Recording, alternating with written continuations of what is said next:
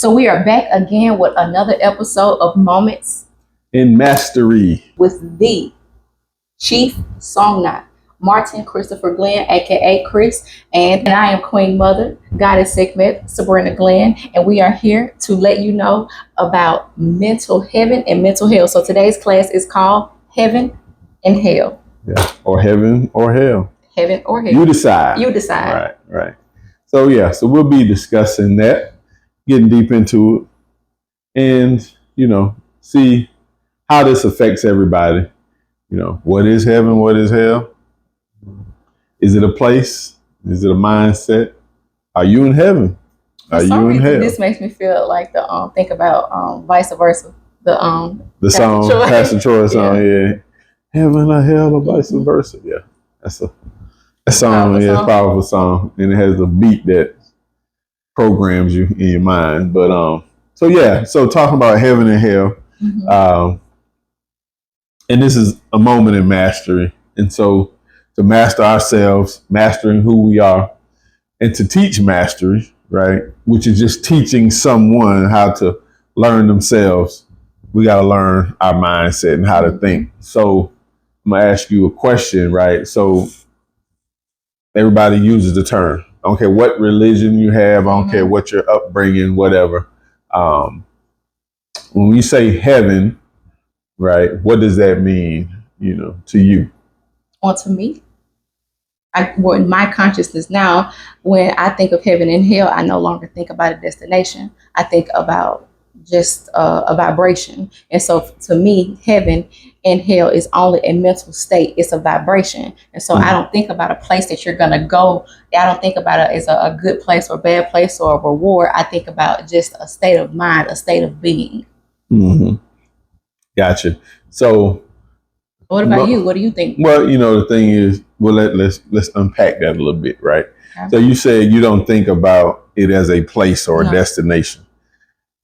Most of us probably was introduced to that concept through a religion, really by way of religion at the end of the day. Whether you believe in a specific religion or not, the concepts come by way of religion, right? And so we're all affected by religion, whether you accept them or not, because people that are in positions of power, their beliefs are imposed upon other people, you see? So when we're thinking about heaven or hell as a destination or a place, so for us, definitely us in America, and really the world, right? Because the world was affected by slavery. So let's look at it from that aspect, right? So when a slave was programmed to say, well, you're going to work on this earth as a slave, getting whooped, getting beat, to build an empire for someone. But when you die, you go to this place called heaven. Mm-hmm. So I think for a lot of people, that's the concept of heaven, is a place you go to once you die, right? And so if somebody holds on to that belief state saying, I can't experience heaven until I die. Mm-hmm. Psychologically, what that's doing to someone. If you say heaven is a place that I go to, but I can't experience that until I die, psychologically, what you are accepting is the opposite, which is a hell. Or you're accepting that you can't experience heaven while you're alive, right? While you're in the physical life. So that type of teaching is a perfect teaching to make a slave, because I'm going to work for somebody. I'm working for someone.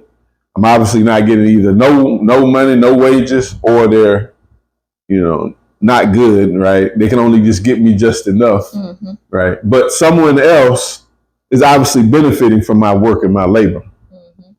Now, one day this will all end and I'll be at peace, and I won't have to work anymore. I won't have to worry about paying bills. I won't have to worry about how I'm going to get my next meal, because I'm going to this place that's outside of me called heaven. And there, in that place, there's no worry. There's no suffering. There's no pain. Worry, suffer, pain. Those are things that are physical, that we experience here physically. Mm-hmm. But the person or the mind is trained to say, this heaven is outside of me, but I can't experience it until I physically die. Now, the reality is what? There's nobody that died and came back that we could talk to. Mm-hmm. Right? So we're to accept that is just to accept a story. Mm-hmm. So then you got to ask yourself, well, who gave me this version of heaven that is outside of me? Mm-hmm. Who gave us that version? Who gave us that story? Right? And so we're talking about slavery. Well, the person that, kidnaps you and is making you a slave is enslaving you, but he's giving you the version of heaven. And a lot of people are confused because a lot of people confuse the teachings that was given through the Bible, forced into a religious way, mm-hmm. with the teachings of God. And so, right. So they make it seem as if Jesus said, you are supposed to be enslaved. You're supposed to obey your earthly master. Like, you're supposed to be in this condition or whatever. And so... or they make it as if Jesus, right, if we're talking about people that are in that belief system, said that you can't experience heaven until you die, mm-hmm. right? And that's not true, mm-hmm. right? Because the kingdom of heaven is within. But Jesus said... Mm-hmm. The kingdom is within. The kingdom mm-hmm. of heaven is within, and so they twist his teachings. They twist mm-hmm. the teachings so that it benefit them for to be able to control. And so I personally feel like like the ones that decided, hey, let's put this plan together to dominate these people and mm-hmm. to push it out in this way. It was all for control purposes. It's not that the Bible don't have any good teachings in it, any real truth in it, things like that. But they put it together and they manipulate it in a way that it was able to control people, because the whole entire Bible, the way they give it to you, is they make you look for God, the kingdom, all of that outside of you. They make it seem like all of that is, it's all the way out there. And so therefore you can't identify with it. Not only do they make it so it's all the way out there and you can't identify with it, they make sure that it's only that the teachings of the most, the Savior mm-hmm. is glorifying a certain look, so you have to, it takes away your divinity, your creativity. Yeah, your creativity, everything from you. And so it was layers to it. There was so many different levels to the psychological enslavement that was done to not just Black people, but to the world. Right. So because all right, so if people paid attention and heard the last class or the last few classes, right, we're talking about power and internal power, mm-hmm. right? And the most power you have is internal. Okay, that is the true power. Mm-hmm. Understanding that all the power is within you. Mm-hmm. So therefore, understanding that is the understanding that God is in you. Mm-hmm. We was taught God is in heaven, right? And so whoever taught you God was in heaven and says heaven is out there is subliminally and psychologically training you to say you have no power. Mm-hmm. Okay, even if they're not aware of training that part. Right, even if they don't know it. Mm-hmm. That's what they're doing. And so subconsciously, people, whether you believe in a organized religion or not, but if you adopt, because of religion, like you said, the powers that be, mm-hmm. right, well, they still be if people are still giving them the power. So in that case, right, to you and us, they, we claim our power, right? But most people are living in a state of powerlessness, because they're giving their power to someone. And when you give your power to someone, you're giving it to a force outside of yourself. Mm-hmm. It's not source, it's just a force at that point, right? Mm-hmm. So slavery, in that chattel slavery form of making a slave and beating them and making them work, he's experiencing hell. Mm-hmm. Because what could be worse than being a slave, right? Meaning somebody's beating me, then they're the ones that educated me, and I'm speaking a foreign tongue. They're controlling me. I don't know where I'm at. They're controlling where I live. I don't have any control in any aspect of my life. That's hell. Mm-hmm. Okay. But I can't experience heaven until I die. Mm-hmm. So that's a good trick to keep a person a slave. And it's psychology, right? Mm-hmm. Now it's working today, and people, because I got a lot of questions from our last class. One of them is, You talk about entrepreneurship, Masternomics, the self-mastery, but we talk a lot about entrepreneurship, right? So it's like, well, why is so much talk about the Bible necessary? Well, it's necessary because whether a person is so-called religious or not, we're controlled by what we believe. And most people don't really understand, just because they might think they're not religious because they don't go to a church every Sunday or they don't directly read the Bible, but they still are in a belief state. Because the world as we know it was conquered, right, through the Crusades and things like that, and religion was forced upon people. And people in power create holidays based off of a religious belief. So if your child goes to a public school, subliminally they're being indoctrinated in some form of religion. Even the words we use, God, devil, heaven, hell, those are all religious connotations. So in order to break this spell that's on humanity, you have to be able to go into those books, which is why, I used to wonder the way my life was, the experiences I had in life, early in life, I always studied scripture.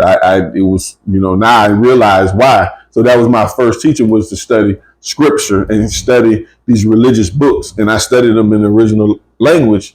Little did I know later on in life I would be a businessman and into business. But because I have that knowledge and understanding, I understand how belief systems shape business and they shape the world. Mm-hmm. So entrepreneurship is a way of freedom. Mm-hmm. True entrepreneurs believe this one thing, that they have the power, right? So they are at a level of understanding to say that I don't care what you say about the economy, I can create my own. Mm-hmm. That in itself is power. I can create my own heaven here on earth.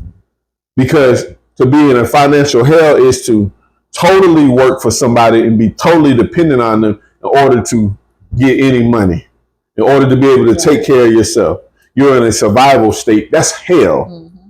Okay. So when people are talking about these rich and the elite and the ultra powerful, they will be in a heavenly financial situation. Mm-hmm. Okay. If you got so much money that it's just some digits in a banking account, right? And it's however many, hundreds, millions, billions, whatever, they will be in a financial heaven, because what can't they buy? Mm-hmm. Right? Okay. And they can not only affect their lives, they affect the lives of those who have given up their power and are just consumers or workers. Mm-hmm. So when we're talking about entrepreneurship, when I teach about entrepreneurship, I always say I help develop the mind of the business owner. Mm-hmm. So in order for you to grow as an entrepreneur, your mind has to shift. So we got to attack these concepts. Mm-hmm. Because a lot of these concepts, they're religious concepts, but we believe them. Like, we're afraid of money. We think money is bad.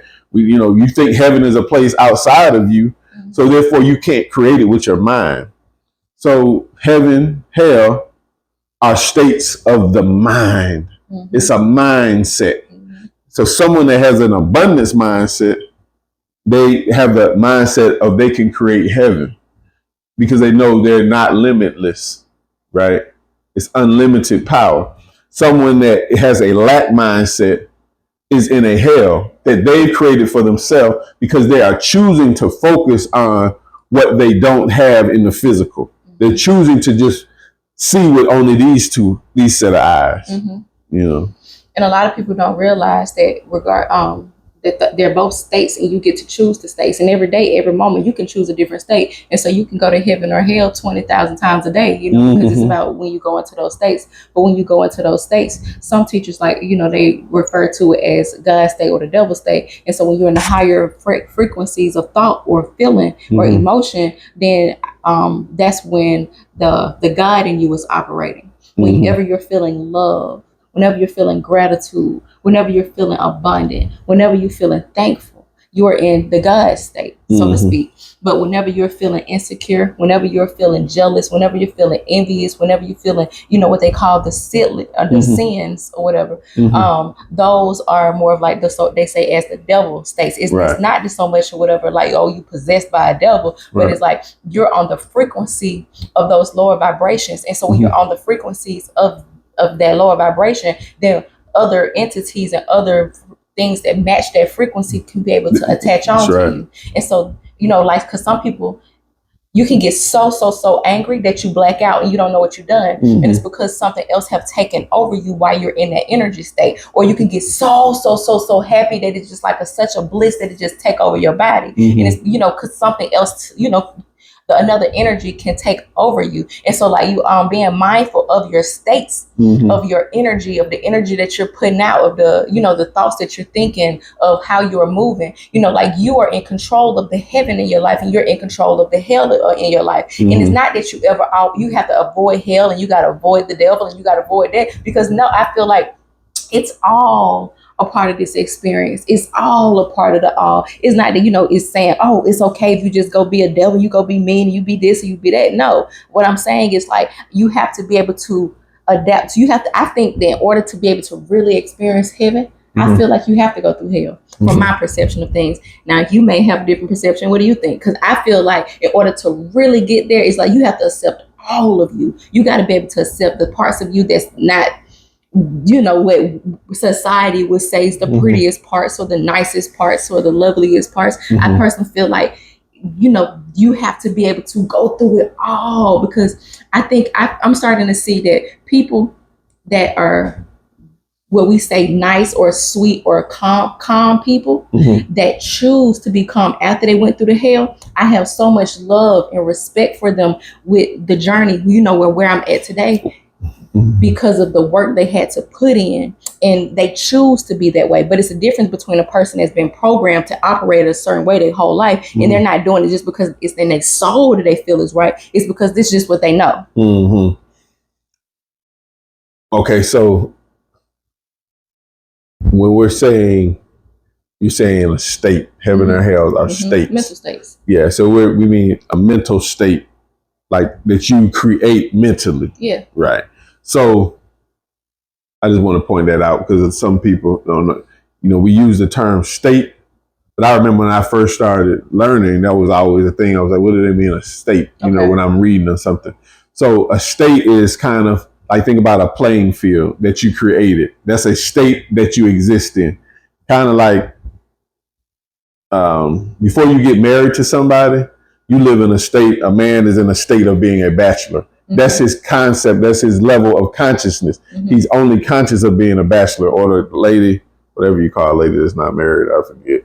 She's in that state of, is it a bachelorette? I don't know. But she's in that state of being an unmarried woman. She might want to be married. The guy might have wanted to be married, right? So what they do is they create, if he proposes, she accepts. They both at that point create a conscious level of being married. So they created a state. And say, and then from that point, they merge together and they're existing on a state. So that's what we do, right? It's levels of consciousness. We create states. In some states, we just exist on, right? Because we are allowing somebody to create our state. So what I got from when you were talking, you was like, you think that in order to experience heaven, you have to go through hell. In a simplistic way, you could say somebody, okay, when we teach entrepreneurship, we say, well, failure is not the end all be all. We fail our way to success or to the top. That failing, I can tell you, there's some failures I had and I was in hell. I mean, I was like, how am I going to get out of all this debt? I couldn't sleep. I'm like, I got to take care of the family. I got to do this. I mean, and it affects you. What we believe in our mind affects us physically. Because guess what? You stop being able to eat. That state overtakes you. Right. The mind state overtakes you and it manifests in the physical. That is hell, right? That is a hell, right? So I went through it though. I wouldn't be talking here right now. Okay. And once I went through it, I was at heaven. I was in heaven. And the heaven is not someplace outside of me, it's internal. Because the pain I was feeling was only my pain. In the heaven, it doesn't have anything to do with the money. Right. It doesn't have anything to do with housing. It's an internal feeling that only you know and experience. So that's why when you read in the Bible, it says the kingdom of heaven is within. That's what it's talking about. It's a feeling. It's a state, a consciousness, right? Now, once you grasp that you have that power to create heaven or hell for you. See, the thing is, when we're talking to people and we're talking self-mastery, we're talking to be an entrepreneur is for you to master yourself first and foremost. Before you can create a business that's going to change the lives of others, right? You have to change internally first, right? So you create a heaven, a concept of heaven for you. And it could be by way of that business, because you say, well, once this business, I'm going to be able to take care of my family and I'm going to take care of all these employees' family, right? You're creating the heaven, but the heaven is for you first, because you are that creator, right? So when we're talking about heaven and hell, the power is on you. So if God is in you, it's you being conscious of you have God in you, or you have God power in you, or you are a creator also, because you was made in the image and likeness of that creator, so the power is in you. So you're conscious that you create your heaven state. That's what free will would be, the ability to freely be able to create. So if you are in hell, and I talk to people and they're in hell, because if you can't control where you lay your head, what food you putting in your body, if the water is good or bad, what you being injected with, who's controlling your economy, where you living, in what neighborhood. If you don't control any of that, you're in a hell state. Why? Because you don't have control. Okay, so most people live at that low vibration, and they're in a hell state. So in order to get to heaven, first realize where you're at. So I would agree with you, because most people live in hell, but they just don't know they're in hell. But when you cut that light on and you really show them, man, look, this is how I operate. This is how I think. So when I talk to people, I tell them all the moves I'm making or the things I'm doing and this and that, they look at me like, wow, how is that possible? You just want to do it, and then you apply yourself. It's not rocket science. You don't have to go to school for 8 years and be in debt forever to grasp controlling and creating a heaven for yourself. Now, understanding what heaven is to understand this. Let's go back to the fairy tale that people was given in religion, right? If you think there was nobody working in heaven, that's the dumbest thing. Because think about it. They say, well, in heaven, there's no suffering. There's no, there'll be somebody playing a harp. Oh, it's good music. Right. It's milk and honey. Well, who's pouring for me? Well, but think about it. Who's pouring the milk? I hate milk. So if you're in this place called heaven, who's pouring the milk? I think it just comes automatically. But let's think about this. These are questions that people don't ask, right? Because when you did ask the question, you probably got a whooping, or you got thrown out, right? But even in the concept of heaven, somebody's doing something. Even if the guy's playing the music, that's work. I mean, you don't think he would get like that's? You can't get tired. Is that heaven for him? I just want to play the music forever. Yes. I don't know. Maybe that was his work. But and even when you read in the Bible, it said the gates of heaven are guarded, right, by these cherubim. And they say, well, what's a cherubim? Well, those are they say the bad angels or the disagreeable angels. So they're still in heaven. So when you really unpack this stuff, you say, wait a minute. This is really a mindset, right? Because guess what? If somebody says, well, Chris or Mr. Glin, Martin, whatever they want to call me, Chief, yeah, I seen you doing this, but then, how's that business deal coming along? I say, well, I'm going through a challenge with it. Well, you told me you was in heaven. You still go through challenges? Yes.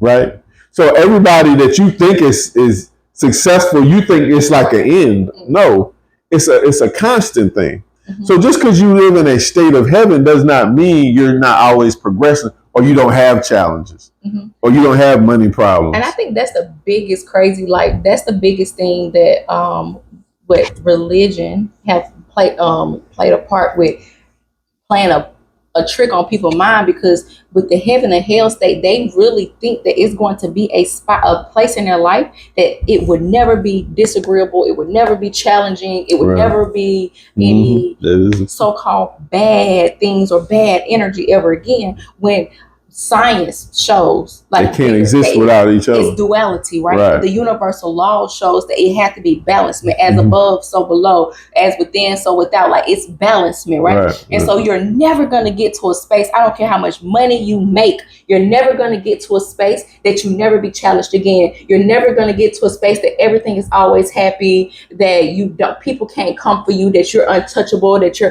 I ain't gonna say untouchable, that, we are untouchable, as long as we're in that state. But it's just more of you are looking for a fairy tale bullcrap life if you are thinking that you're ever going to get to a space that you don't ever get sad, mad, or challenged again. It's bullcrap. It's fake. It's false. They're bamboozling you, sweetheart.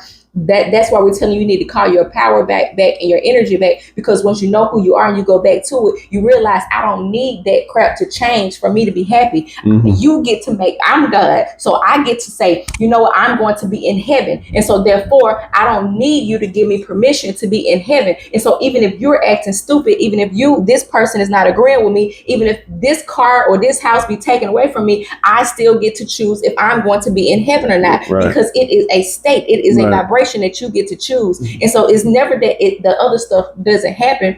The weapons will always be formed, like they will always form. Yeah, they're gonna be formed. The thing is, they won't prosper as long as you're in heaven. They won't prosper as long as you know who you are. They won't prosper as long as you're in your power. But it's not the fact that they're not going to form. Let them form. So what? The thing is not to avoid those things. It's not to avoid the hell or try to avoid the devils and all of that, because it just is.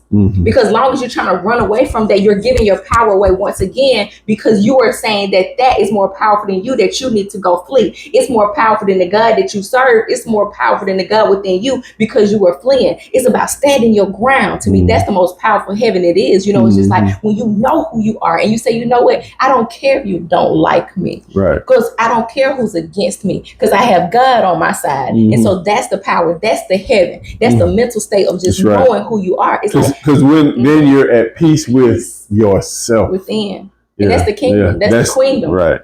That's right. You ever see, and I say this, most of us, you can Google, you can look at a Buddhist monk. And they're, the monks, like you see them in Tibet or whatever, most people, that's their image of like a Buddhist, a monk or whatever. He's just at peace. Right now, there's wars going on all over the planet. He's in a peace state, you see, because they are in a heavenly state, right? But guess what? If they don't eat, their stomach is going to growl, right? And if you don't eventually feed your stomach while you're in the physical, you'll die. So heaven, we can't look at heaven as it's a absolute. That's the problem. You think that it's just, that's the end. There is no end, right? There is no end. We live in what's called life, and it is a cycle that never ends. So God, as you say, is the Alpha and the Omega, the beginning and the end. If you are the beginning and the end, there is no end. It's just cycles. You just are. Right. Yeah. Nothing stops. It's all energy. So when we're talking about these concepts, heaven, hell, good, bad, remember, they're mind states, right? And everything is energy. Everything. Right? Energy is just energy. What you do with the energy is based on you. Okay? So I could light a fire and heat up some water to cook with it and boil an egg. And then I can light a fire and burn the house down. But it's still the same fire. I chose to use it for evil. That doesn't mean that fire is bad. It's bad. That's right. Exactly. Because I decided to do something evil with it. It doesn't mean it's good because you decide to decide to eat with it. Mm-hmm. It is. Okay. Now, but if you take that fire mm-hmm. and you burn down somebody's house and you go to jail, you're in a hell, right? And now you get, whatever. It could be heavy for somebody though. But let's hold it for a second, right? Okay. You burn down somebody's house, and now you're in jail. And then what happens with most people in jail? Most people, right? The reality hits them, and they're like, hey, I was mad at my baby daddy, baby mama, or the dude. But it wouldn't. I hate that I burnt him. He's dead now, mm-hmm. right? I burnt the house down, so now I'm in hell. Why? Because I can't move freely. I can't do this. Somebody else controls me. This is the slop I gotta eat. This or that, right? Who created the hell? He did, or she did. Mm-hmm. You chose to take that fire and burn the house down, right? You could have took that same energy that was rage, because they might have violated you, mm-hmm. whatever, right?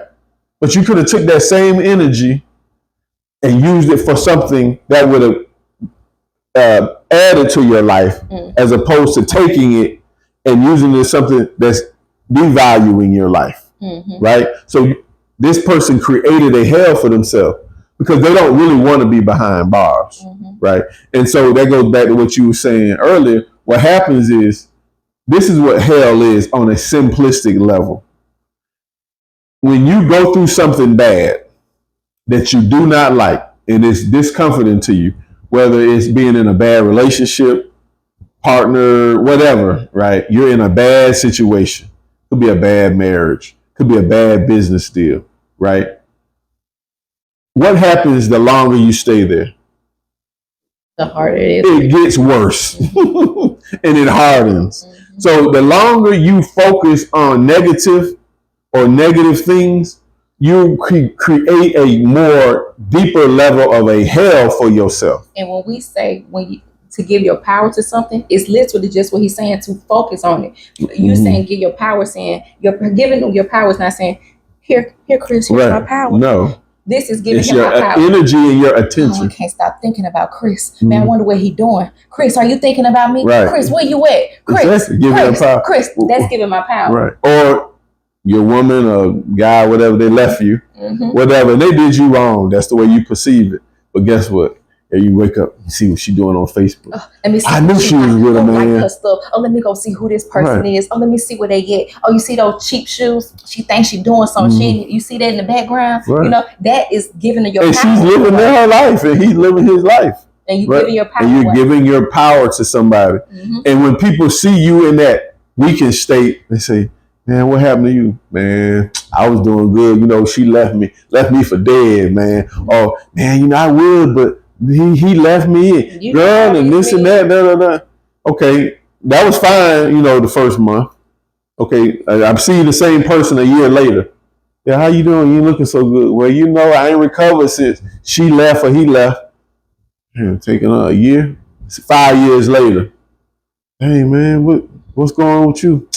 Well, life never was the same since he left or she left. Mm-hmm. You dwell and you give all your power. And it depletes your life force. Right. It takes your energy. You're creating a hell for yourself. Mm-hmm. And that's why if you read about even the stories of hell, there's a book called Dante's Inferno. Dante's Inferno. And it talks about these different levels of hell. Mm-hmm. Actually, if you read in the Bible mm-hmm. or the Quran, mm-hmm. and they talk about hell, you'll find there's so many different versions of hell, like that I mentioned. There's a lot of versions. What is that? Because psychologically, your hell might not be my hell. Mm-hmm. Think about it. I was just talking about some guy, he killed somebody, he ends up in prison, especially the young men that's doing it, giving up their life. You're 19 and now you're on death row. I'm happy you said that. So they're in hell. But I can also tell you there's people that I know and I've talked to and I've actually mentored them. And they, for whatever, didn't take it in. They got out of prison and they went back, right? Because they were institutionalized and they found it better to just, I ain't got to worry about it. I just let somebody feed me. and this and that. So that was a form of a heaven for them. This was hell for them. When you asked, "Would I'm going to prison?" That'll be hell, and I said, "Well, for some people, because some people it would be more like a heaven. Because if you've been, if what you're going through on the outside was 10 times worse, that may be a freedom for you, right? But it's all depending on the person. Because also a hell for you, a heaven for you, may also be a hell for somebody else. That's right. What makes you feel so good and what makes you feel alive may make me feel like this ain't it. Right, exactly. This ain't it, dog. Right, the wrong way. Right. But it's all about the individual. And so you can't go to Chris and say, "Chris, teach me, take me to heaven, take me to your heaven." Like his heaven may be your hell. And vice versa. And so that's why even go to the previous class, if this is like, you need to know yourself. You need to know who you are. You need to know what heaven is for you. You need to know what hell is for you. You need to know those things about yourself. Know yourself. Know yourself. Right. Yeah. And you're shifting consciousness, right? Because the 19-year-old version of heaven for this guy right here that I see in the mirror, his version of heaven is not this guy right here 30 years later or whatever. What about 10 years ago? Even 10 years. 5. Maybe 5. Yeah. So in other words, it shifts. What shifts? Your consciousness shifts, right? Yeah, your mindset shifts. So for all my entrepreneurs, what I always tell them this, I always say, if you're making the same amount of money you was making 5 years ago, you dead. It's over with. You ain't got no motion, right? You got to shift. You got no motion. You ain't got no motion. Right. Wealth. In order for wealth to happen, for anything good to happen, it has to be movement, right? And you really not in the same spot. You really doing worse because inflation, like everything have went up since 5 years ago. That's right. And so you're making the same 6 figures today as you was 5 years ago. I've been making 6 figures. I've been making 6 figures. Well, you broke, baby. Yeah. And it's not that you broke because you broke, but it's because the way you're able to manage it, you're not being able to manage that. You're not able to grow with that because the gas prices has went up. Right, that's right. The rent, life itself, have went up. Everything is went up. Even if you own your home, property tax, everything in existence is always moving, and it's gonna go up again next year, baby. Right. Prepared. So you never stop moving, but which direction are you going? That's the question. Because everything moves. There's nothing that ain't moving. This is science. This ain't no fairy tale. This ain't what your mama didn't tell you and she taught you this or that, or these fake teachers or fake preachers. This is the reality.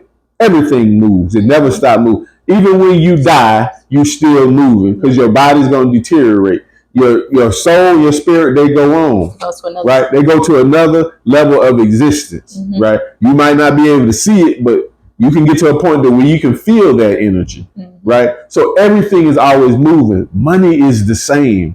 So if you are still stuck on the way that money was made 5-10 years ago, you're stuck. The world is moving and you're moving the wrong direction. So you're just moving backwards, or you're moving in a circle at a snail's pace. So anybody ever seen, like, there's a thing like you see a donkey. Donkeys are beasts of burden. They're just used for somebody to ride on and carry a donkey. You put a carrot in front of the donkey, the donkey's head here, and they put this little hat thing, or the carrot, because they'll eat some carrot. The carrot is hanging in his face. So the donkey's walking. He's looking at the carrot. Will he ever get the carrot? He can't get the carrot. He ain't got no hand. It's just in his face. But it's an illusion. It's something he will never grasp. Right? Until you learn to realize you have the power, right? To say, I don't need that carrot that they put in my face. I can plant my own carrots, right? Until you get involved, right? And become an entrepreneur, okay? Or do the business that you want, or work for who you want to, because it's fulfilling. Because if you don't want to be an entrepreneur and start your own business, but you want to do something that's more fulfilling, quit this job and go to another one that's more fulfilling. Until you take control, you are in a level of a hell state because you don't have control, right? And so it's consciousness levels, right? So I always talk when I'm dealing with people in my real deal sessions, right? And my mentees, they really like, well, how do you get to the next level? How do you move financially to the next level or whatever? You understand this. We're always shifting. So there's levels of consciousness. So I focus on 4 levels of consciousness, right? So the first level is to me. Mm-hmm. Okay, to me. Like things are happening to me. Mm-hmm. That's the lowest level. Mm-hmm. That's the level. Because just in case it's vague. So to me is like to be a victim. Mm-hmm. So when we were just talking about the person, you walk to they come and they might have their hand out or they might need something. The first thing they say is, well, I did have a job, but they was hating on me on the job. But this person did this to me. They did this to me. The man loved me. He took off my money. And it's not to say that nothing ever happens to you, but do you dwell there? Mm-hmm. See, the problem is we dwell there. What does dwelling mean? It just means you keep your attention out on that and you create a state of being a victim. Mm-hmm. So the lowest level of consciousness is to me. Everything is happening to me. Mm-hmm. Right. They fired me. So that happened to me. She left me. Mm-hmm. Right. There's no accountability to what you did. So what's the second level? Okay, so that's the victim and that's a consumer. So on a financial business level, you're just a consumer. Mm. People are stuck into me. All they do is consume. What's that mean? They just consume. All they do is eat what somebody else prepares for them. Mm-hmm. Okay. Mm-hmm. Power other people have, like they can always. You're just consuming. Mm-hmm. They don't have any power because nothing is coming back into them. Nothing. Like everything is outside of them. Right. Everything. God is outside of them. Heaven is outside of them. Love is outside. Everything is out. All you can do is consume what somebody else gives. Mm-hmm. So you don't read the books that you should read. Mm-hmm. You say, well, I ain't never really read it, but my sister told me, and she read it. So everything just happens to you. Yeah. Like there's no control, right? Mm-hmm. And so that's where most people dwell. And some people try to get into business, but they're stuck at that level. Because consumer or victim. Because they don't want to take any self-accountability. Something happened to them, they never say what they did. Mm-hmm. Right? So that's the lowest level of consciousness. Then you have by me, right? Things happen by way of me. Mm-hmm. I'm a participant. That's when you start the business. Mm-hmm. Okay, that you're using some of your power now. Mm-hmm. You get to move. You see, right? What does that mean? Your consciousness shifts to understand you do have power. Okay. So it's like, yeah, my woman left me, or he left me, or their business failed. Well, I ain't gonna lie, I wasn't showing up how I was supposed to. He did his thing, but I didn't do my part either. You start to become self-accountable. By me is when you start in the process of becoming accountable for your actions. Right. You get involved. You start to participate in your life. Ain't that crazy? People ain't participating in their own life. Because the masses is to me people. Right. They're to me. They're not participating in their life. They're just taking orders. Okay. So then we got the by me. Right. So that's by me. And then you have through me. Through me. Mm-hmm. Through me is you start to contribute. Mm-hmm. So through me means I start to let information come through me. So then, I shift and say, okay, I'm gonna be a little more financially literate. I'm gonna be more self-accountable. Mm-hmm. And I realize there is energy and source. There's God. I'm gonna let God utilize me. So it's responsibility to a whole nother level. Right. It's a whole nother level. So you start to contribute to your life. Mm-hmm. All right. There's one level doing nothing. Then you start participating. Mm-hmm. In the by me, I start moving, participating in my life. Taking some self-accountability. Well, then I really things through me that now you're really into business, right? On a financial level, because I'm contributing, right? So I start producing something. I start contributing to my life first. So the best way to change your life is to do for self. You see, you do something for yourself, right? Serve others. I start contributing to society. Those are levels of consciousness, right? Highest would be as me. As me is oneness. Mm-hmm. Well, you remember you one with everything. You're one with everything. Mm-hmm. So biblically, what did Jesus say? I and my Father are one. Mm-hmm. He even said of one accord. Mm-hmm. What's that mean? We're in sync together. So that's one with the universe. Okay, that's the highest. I'm vibrating at such a high level. I get that I'm one with all of it. So I'm not going to treat people bad because I'm treating myself bad. I understand when I disrespect you, I'm disrespecting me. Right, exactly. I'm here for humanity. I'm just for a higher level. So when I greet you, I'm going to greet you as a queen. You might be a hoe on the street. I know what you did. I know what you're doing. You know, you might be out here shooting and killing. I'm going to say, King, I heard what you're doing. So I because when I see you, I see myself. When I look in the mirror, I see a king. So I see you, I see a king. You don't know you the king or the queen. No matter how bad you effed up, when I look at you, I don't see an effed up person. I see somebody that forgot their divinity. That's right. I see somebody that just forgot who they are. Right. Right. Exactly. And so that's the as me. That's as me. That's operating at a higher level. Now the thing about it is, everybody love to talk about Jesus, right? But if you really read, you know, what he taught, this is what I just said. You see what I'm saying? You know, love your neighbor as you love yourself, right? And see, the problem is most people are loving the neighbors as they love themselves, because majority of people don't love their damn selves. And so therefore they don't love anybody outside of them. You know, like they have a fake sense of love because they think that the outer liking or being pleased with the outer beauty is what's, you know, like that's what love is. You know, it's like, oh, I love my ass, I love my breast, I love how fine I am, I love how when I walk in that room, you see how that girl, man, was looking at me. They think that's love. Outside, that's not love, baby. They have nothing to do with love. So they play tricks on us, making us think love is. Even when what we get from a man, oh, because I'm not in love with him no more. You know, like as if like, you know, like, so we are looking at love as a chemical imbalance that's going on in our brains, you know, versus what it truly is. And so like just because they don't love themselves, therefore they can't love others. And so they are taking what Jesus said, they're loving people as they love themselves because they don't love themselves. But once you truly know who you are, and you get to that space of the ask me, you realize that I don't care what direction my hair is going. I don't care what is happening. I don't care how many pounds I gain. I don't care how old I get. I don't care how many gray hairs I have. I love all of me because I am God, baby. I am the essence. And therefore, what will you do?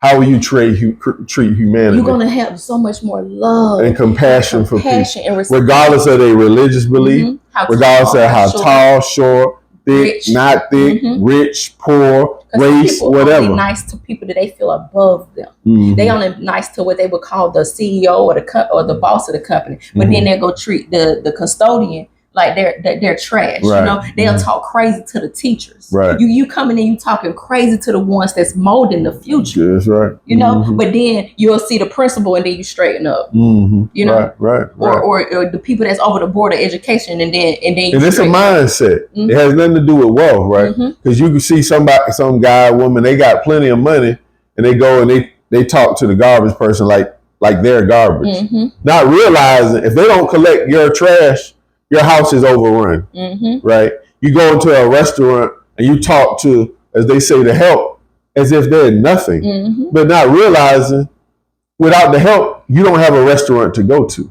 You see, so you have a higher understanding of the universe is operating as you.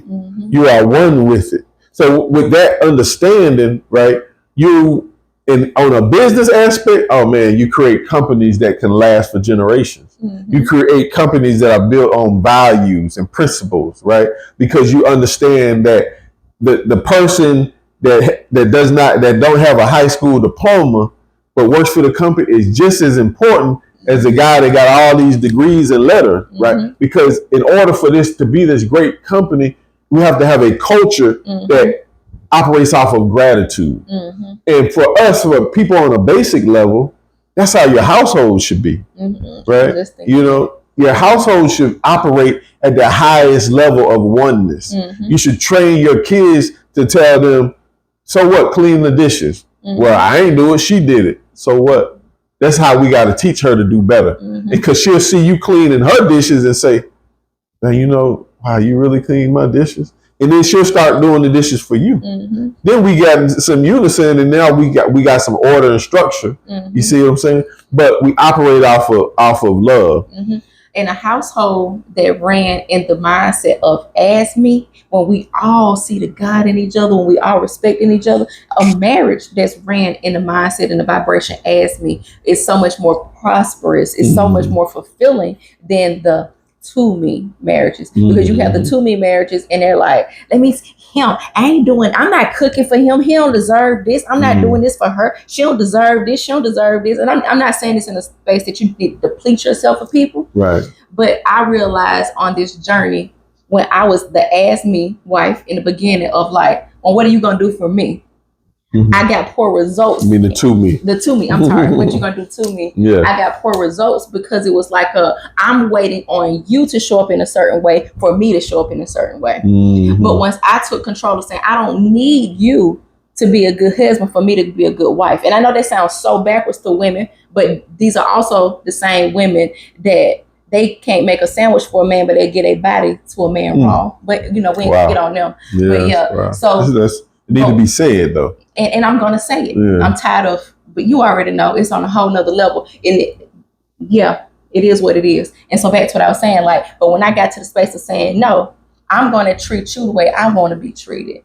That's when everything shifts. When I stopped looking at you and seeing what you're doing and how you moving and what's going on with you. And I said, F that. I was giving all my power to you. Yeah. And it's because I was programmed to think like that's what a wife's supposed to do, right?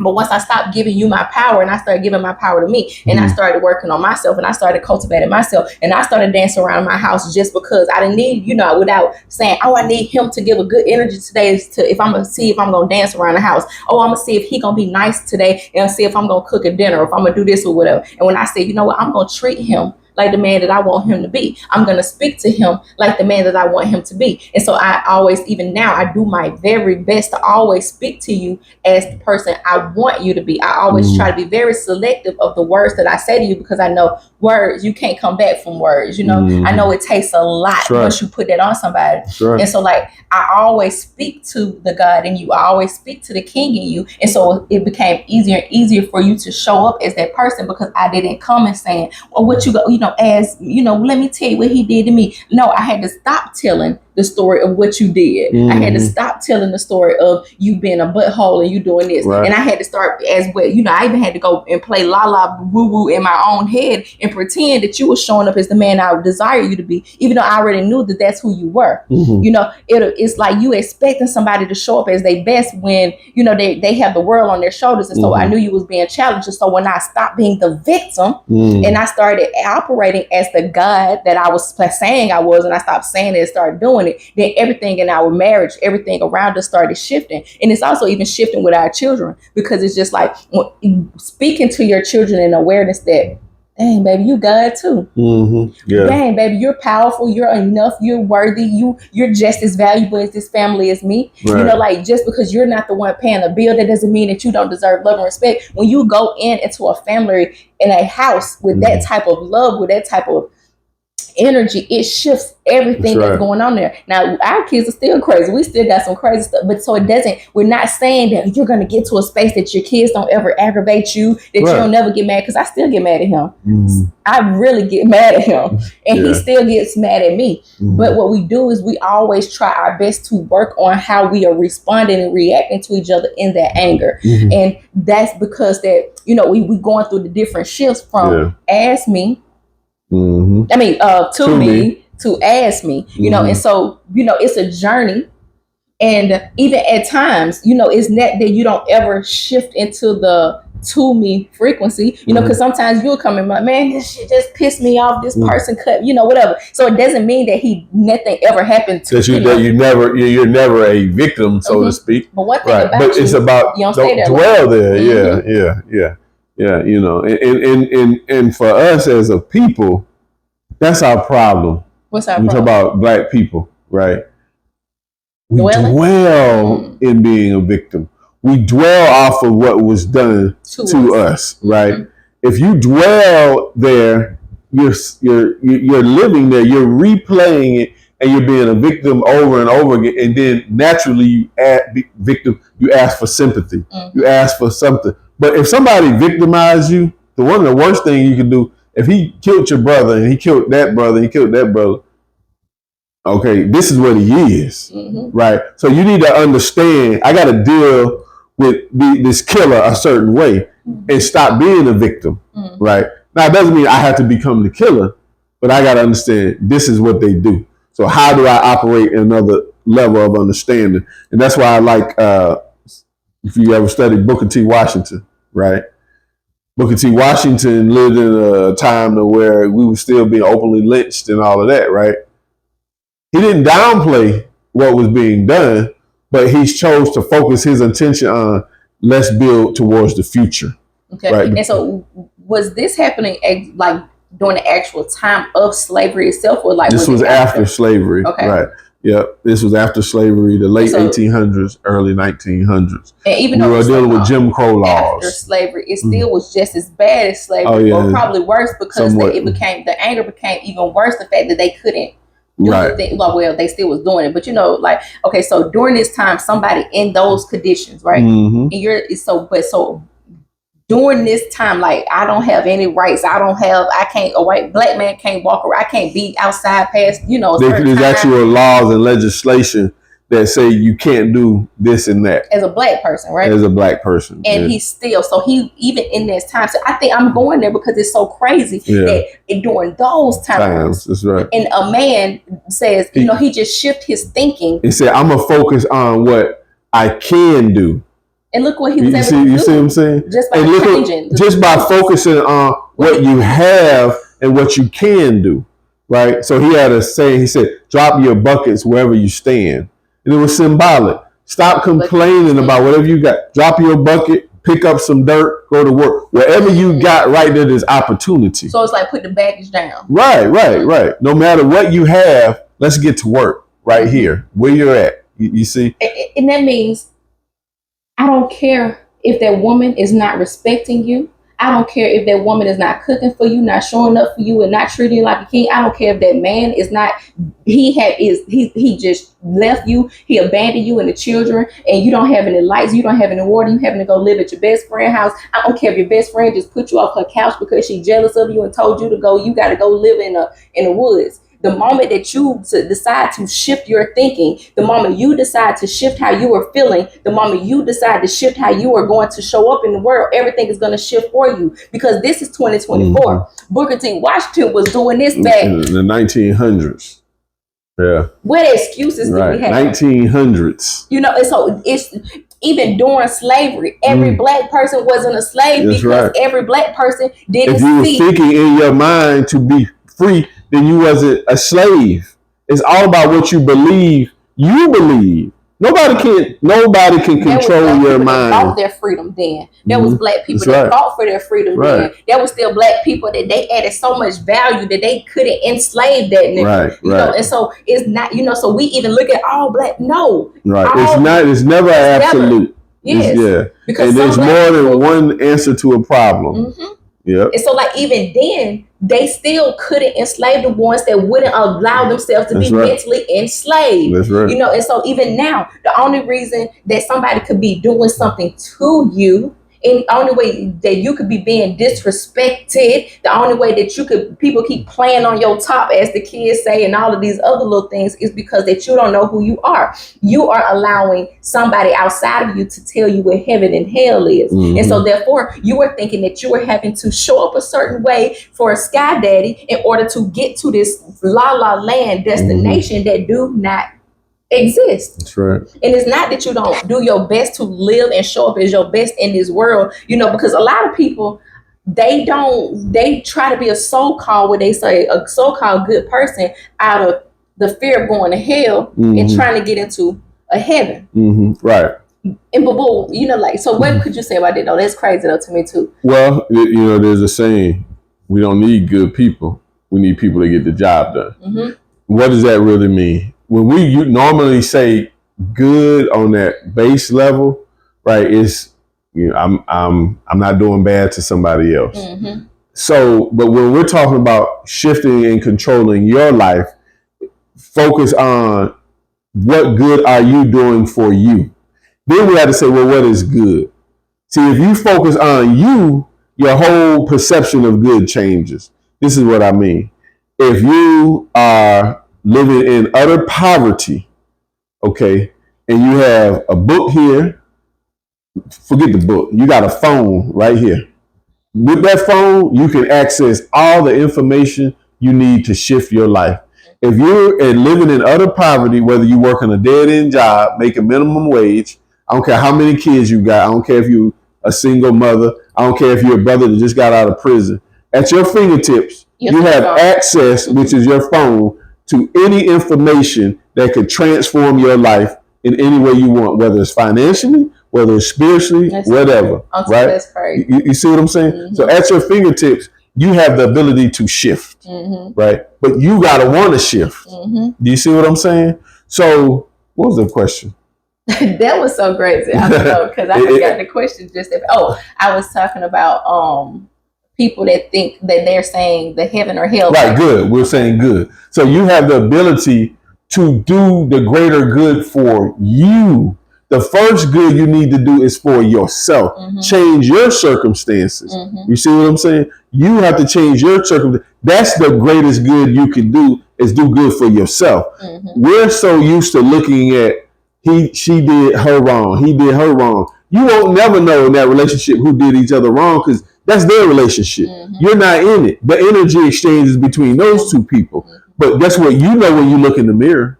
You know if you did the woman wrong, right? You know, did you do right by yourself? Right by yourself was, if the deal was, I got to provide for my family, and you was out there wasting your money, you did wrong by you. And so that's why you got such poor results in your life. You see what I'm saying? So the greater good is good that's for you. Heaven for you. I can't tell you what's good. If you know, when I talk to people, I say define what's good. You can't define the word good without using bad. Define evil. You can't define evil without using good. But they're concepts that are based on your mindset, and they move, right? They move back and forth. It's just like right now, there's wars going on this planet. Both people say this for the greater good of my people. So people determine what's good based off of them. On a minute level, you have to do that for yourself. What's good for you? To be the best version of yourself. How can you be living in poverty when you was given infinite ability and power by omnipotent, all-powerful God that's not even a being? You can't put God in a box. You can't put God in a man. God don't come or go. God is. So that means it's your birthright. Right. It's your birthright to be prosperous, to be wealthy. So if you're dwelling in poverty and you saying, "Oh, I'm waiting on the check. The government won't do this for me, do for that," you're choosing to be there. And that's the right. That's the biggest sin. And right. And you're sinning against yourself. So that's what we have to look at. So that's what entrepreneurship should do. It should shift your whole life. It should make you uncomfortable.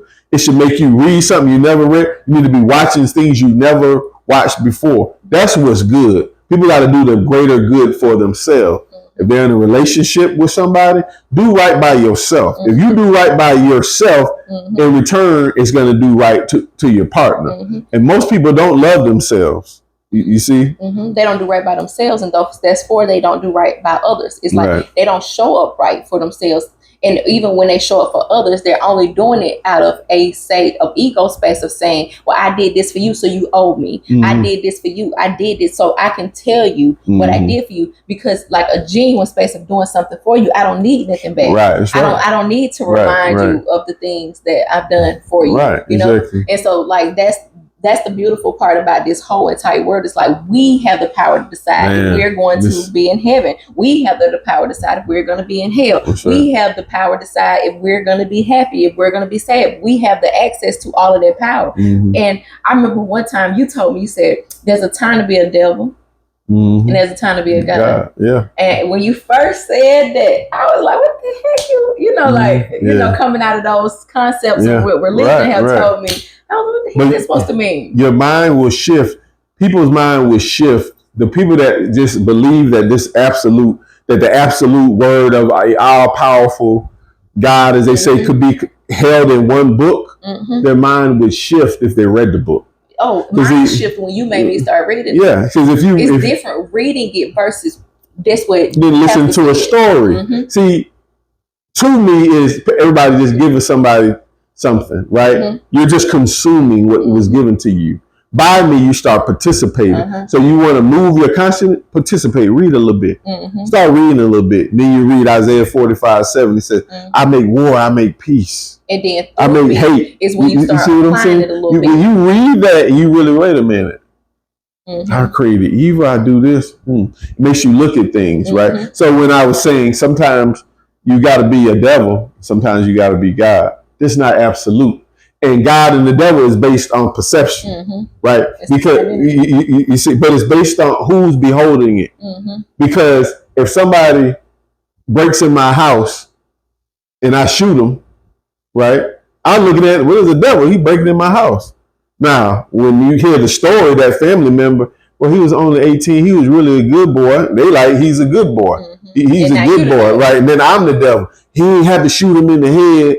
He could have shot him in the leg, and they'll look at me and they say I'm a devil. So it's based on perception, right? So now we're back to slavery, right?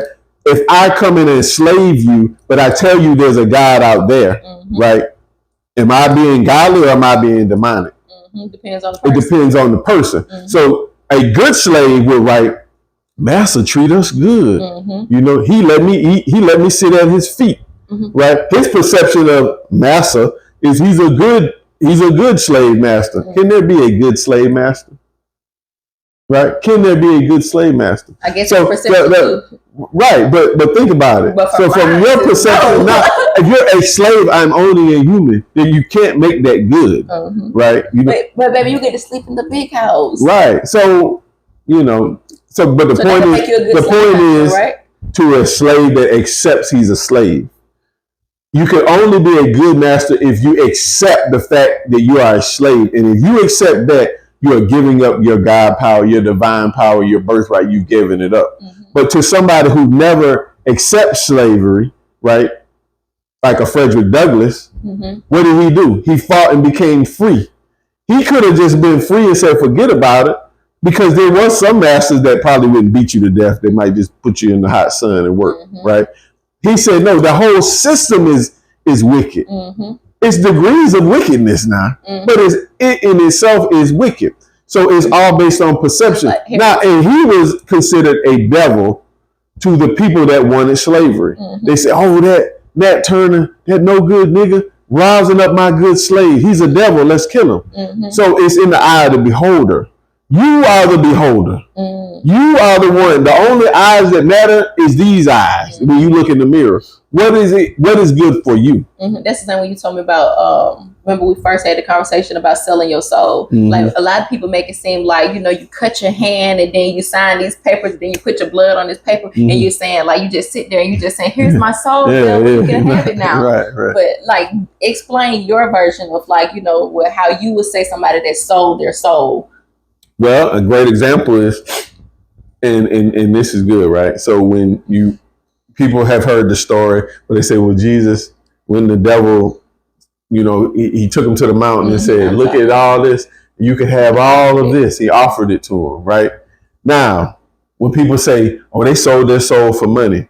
Well, it's not like you could just take a soul and put it in a bag and hand it to somebody. Your soul is your consciousness of what is divine or all the good to you. So if I was raised and I'm taught that, and I was taught that you shouldn't kill people, right?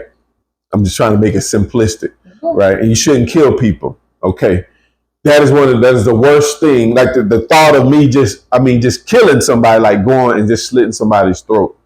Okay. Just to do it, like not like in protection. But I already have a concept of like, no, that's something I was taught that's something I wouldn't do. That touches me internally. All right. Now, remember, I have that. Now, this person comes and they say, man, look, you Paul, we'll give you $1 million. All you gotta do is go in there. You're gonna put this mask on. You're gonna cut their throat, and you're gonna get your money, and you go on with your life. Right? Let's say it's done. Somebody does it. But their whole life, the rest of their life, they're tormented because they traded that concept of what was so divine to them or sacred, which was to take another life. So them trading their soul, your soul is your soul, right? It's an internal feeling. To be an assassin since birth. Like if I was trained to kill people since I was a little kid to protect my country, this is all I've known. If you give me that same money and then I take the job, it doesn't, it doesn't affect you the same way. I didn't sell my soul. Right, exactly. Because it's internal. Your moral compass. Yeah, that's a better way of saying it, right? We all have our level of what we feel is, there's some things we won't do, right? And we could get into, but then we'll get into a whole nother aspect, because the way society is, some people are like, well, this person got money because they were willing to take this role in the movement. You see what I'm saying? I ain't letting no man do that to me. It only is trading your soul if he says, if it's going against what he wants to do. So the devil, or negative people, which are the devil, they only offer you something in return for something they know is going to mess with your inside. They know it's going to torment you. Do you see what I'm saying? So if a killer, he just kills people all the time, it ain't really no big deal. It's not trading your soul, right? But a person who they speak of, oh, we shouldn't do this, we shouldn't do that to people, da da da.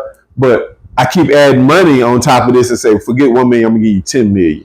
Well, let me go make this speech. Let me go figure it out. Right. It's, and I just love this topic because it's like, it just gives you so many different aspects of showing you that, because like they always make it seem like we got this cookie cutter, white and black, that's it. But there's always these gray areas. There is no absolutes. There's no absolutes. I love these type of conversations because it's like you will start to see that there's different perceptions of things. That's right. There's different people are sure, and how they're raised, and it's a mindset. And some of those cultures, when you go into them or you visit them, some Middle Eastern countries, right?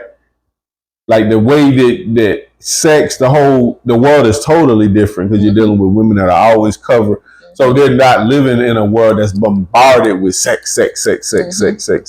Our world, in the Western world or America, we're bombarded with this idea of sex, even the way we look at breasts. But this is like stuff that's pumped to us. Every advertising, a woman smoking and she half naked. Like it's like everything. If they want to sell anything that made a naked woman do it. You see what I'm saying? So different cultures and societies have lived for thousands of years.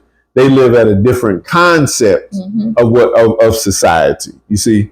I was just saying for perception wise. Yeah, exactly, right. Because there's some people that they go to another place. Or even it ain't even just a matter of like age or whatever. It's just a matter of how people dress. Like, I've heard some people say, well, dang, why they got to dress like that? This is the culture of how they dress. Like even the men wear something long. In our world, we say, well, does he have a dress on? Well, no, it's a jalabia. It's how it is, right? Yeah, but somebody selling their soul, there would be a different aspect of somebody, they would have different moral compass than somebody. Right. We have different perceptions of what we think is right and what we think is wrong. Right. In their world, selling the soul is somebody who was OnlyFans page. You see what I'm saying? Like, I was just being out in their world, like, and they would be, they kick them out of the family, and then, but. Is how does she feel? If she is shame, that's what happens. That's the selling of the soul.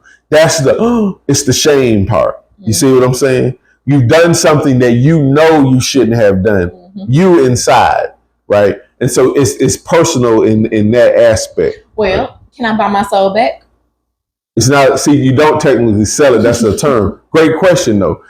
Where these terms came from, if you read the book of Psalms, right? They attribute the Psalms to King David, right? It really comes from the ancient Egyptian book of coming forth by day, which they call the book of the dead, right? That's where Psalms and Proverbs and things come from. But you'll read about David, right? And I was you read about David. Yeah, you're talking about the soul. And in there it says, I forget the exact, but I get it and put it down there, where it says, he restoreth my soul. He restoreth my soul. Why is that a big deal for somebody like David? Because the people we're talking about, the people that did anything, well, first of all, David took a man's wife. Then not only did he take his wife, he took the guy, because he was a king, He's like, you got to go to war, and I'm putting you on the front lines. I got your wife pregnant. Now I'm sending you to war. Got the man killed, and then went and took his wife. I mean, come on now, like that's savage. You see what I'm saying, right? There's so much stuff David done. We could talk an hour about all the things that this king, but he's called King David, right? According to the stories, right? He's still this divine, holy man, right? But like I said, there's so much we can say. But at the end of the day, he said he restoreth my soul, because he did sell his soul. The stuff he did was in violation of what he knew was right. And so that's why the Psalms is actually, they're really songs and they're hymns that he was singing. You see what I'm saying? Yeah, I walk through this valley of the shadow of death, I should feel. This is stuff that he was having to say to himself, because all the stuff that he had done. You see what I'm saying? All the temptation, everything that he had done. And if you read, this is like a man talking. So how is it that the God can find favor in somebody like David when he committed murder, adultery, sin, lying, all types of things, blasphemy, like all types of things. So like, how is it that somebody like King David can restore his soul? Like, how could that be? But then you will still have Christians who will tell somebody that they are going to go burn in hell for the rest of their life because they're gay, or because they had sex before marriage, or because they cheated on their wife. So how is it? It's because of somebody like David. You look at a person's life in totality. Remember, we're talking about a story at the end of the day. Right. Because you look at a person's life in totality, and you look at what they did, not just for themselves, how they affected humanity, right? And so, thinking about that, let's deal with the David character, right? Or David, he was fearless, though. See, if you study the greatest people that had bad past, so to speak, let's think about Malcolm X. What made Malcolm X an effective teacher? He was fearless. And guess what? He was a criminal. He was a pimp. He was a drug dealer. He could speak the language of the masses. He was fearless even when he was a criminal, and he was fearless even when his consciousness shifted and he woke up. So the Most High respects fearlessness. He does not respect a coward. You can't do anything with a coward. You can't do anything with somebody that just conforms. But I've never heard that's, like, as growing up, being, in the Kingdom Halls as a Jehovah's Witness and things like that, I've never heard that God found favor in the courage and the fearlessness and stuff like that. It was like more of like God found favor in nice people, good people, when you do right and you do these things so you can get to heaven. Because regardless of your religion is accepting somebody else's story. And so when you, not only are you accepting somebody else's story, you're accepting a story that was a story because your mama gave you a story on top of a story. But spirituality is having your own experience. So when you become David, when you do something, you backstab somebody. When you look at somebody's wife and then you creep and you sleep with her, or you go and you kill somebody, or you set somebody up the way he did. When you do it, you experience it, and then what happens? You experience what he experienced. You get this karma coming back on you. Your life starts to fall down. You get betrayed. You go through and you go into hell. But even at that hell state, you realize I'm alive. So I'm not dead. God is still with me. So God never leaves you because you are one with God if you know it. So even the person, no matter what you've done, you could have been a killer. You could have done all these bad things. No matter where you're at, there's still always God. The essence of you is God if you acknowledge it.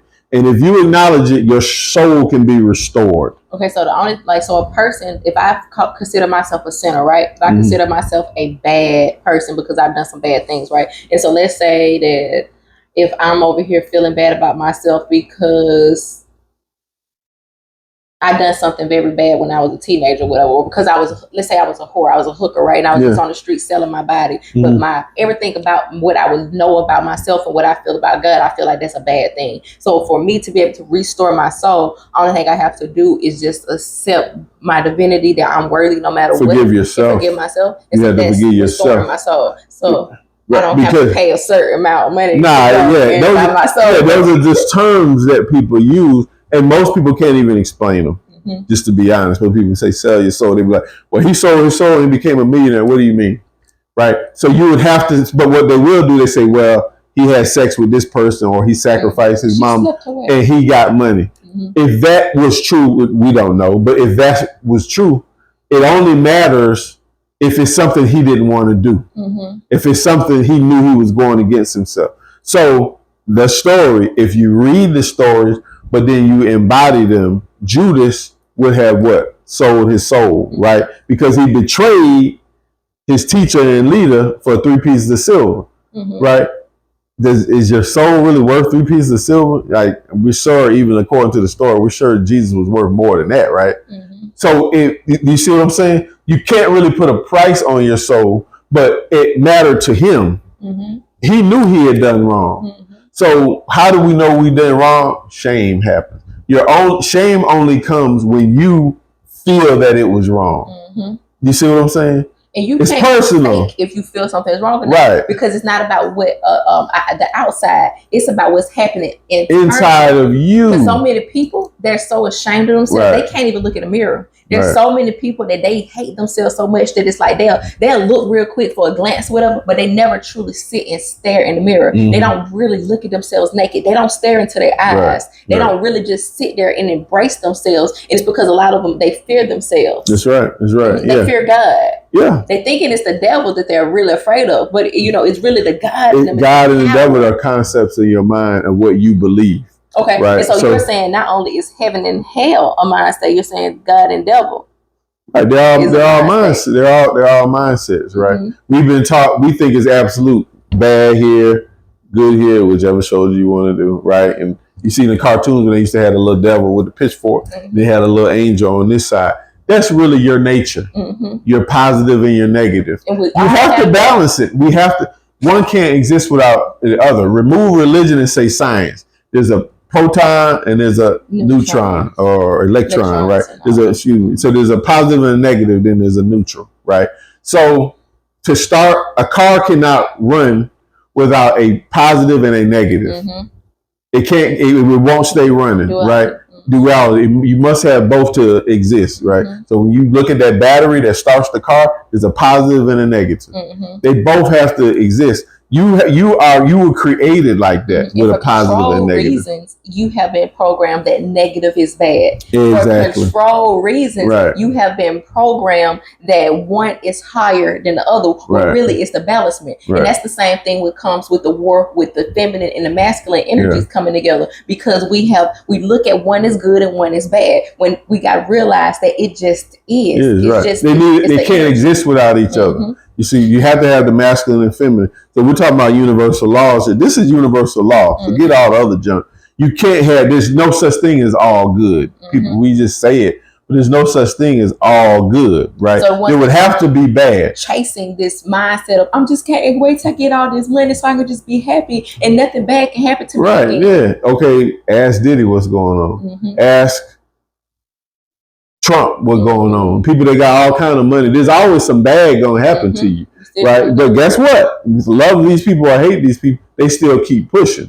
You see what I'm saying? So once you get on a certain level of existence, consciousness, you understand it just is. It's hot, but I'm learning to use the positive and the negative. So there's always going to be negative energy coming at you, but do I let it come into my world? Right? Because as you said, right, the weapons will always be formed, but will they prosper is based on you.